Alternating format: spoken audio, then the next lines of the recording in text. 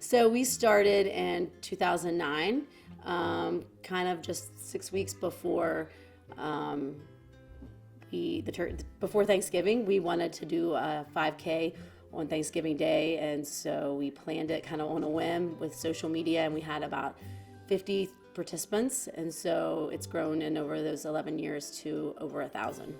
So Thanksgiving Day is one of the most popular race days in the country for 5Ks. I don't know if people want to get moving before they indulge in their holiday dinner, or they just want to get back to their community before the holiday season, or it's something fun to do with families. I think that it's a fun thing to do with your family before Thanksgiving, kind of get yourself moving, give back to charity. Speaking of giving back to the community, we do a canned food drive that day, and we were approached by a young lady from Bridgeport.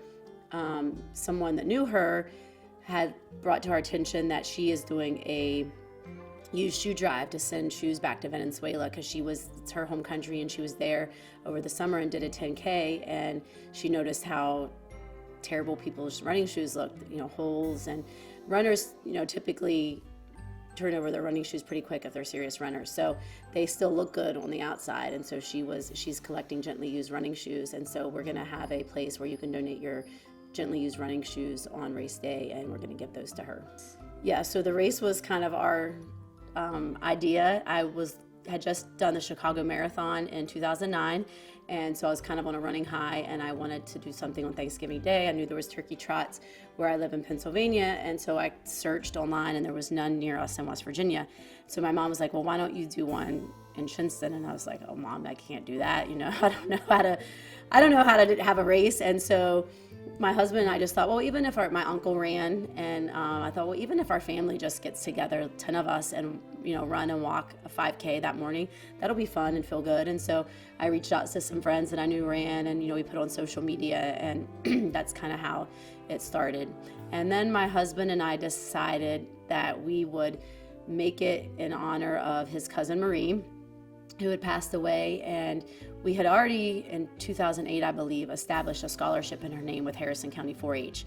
And at that time, it was just family donating $10 here or there to fund one kid to go back to camp. So it's like $250. And so we thought, well, let's use the turkey trot as the fundraiser for Marie's scholarship.